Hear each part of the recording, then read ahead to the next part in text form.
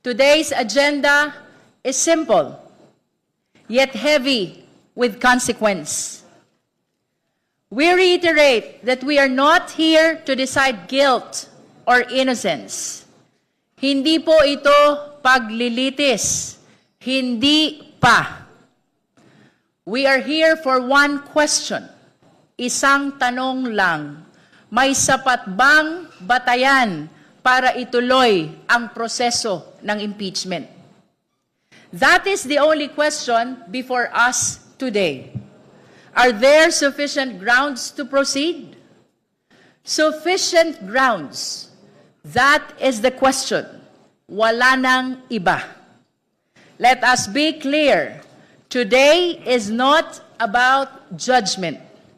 Today is about justification. Hindi tayo huhusga. Titingnan lang natin kung may dahilan para magpatuloy. To recall, this committee began with 4 impeachment complaints. The first was set aside dahil sa posibleng paglabag sa 1-year bar rule. The second was withdrawn, with the complainants opting to support the third complaint, which brings us now to the third and fourth complaints, the Zaballa et al. Complaint and the Cabrera complaint. Both complaints underwent scrutiny. Both were tested. Pinag-usapan ng mabuti, pinagdebatehan ng matindi, sinuri sa bawat anggulo. Every allegation was questioned.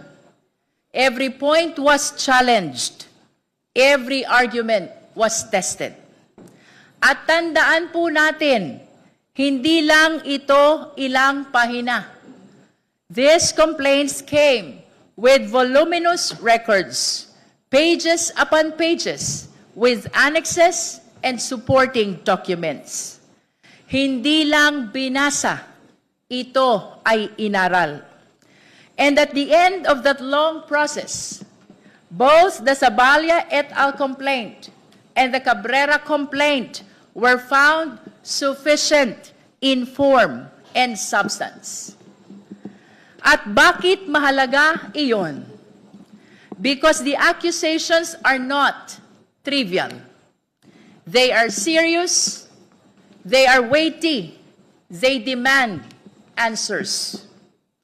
Kabilang dito ang mga aligasyon ng banta sa buhay ng presidente at iba pang opisyal, hindi maipaliwanag na yaman, paglabag sa SALN requirements, panunuhol at maling paggamit ng confidential funds.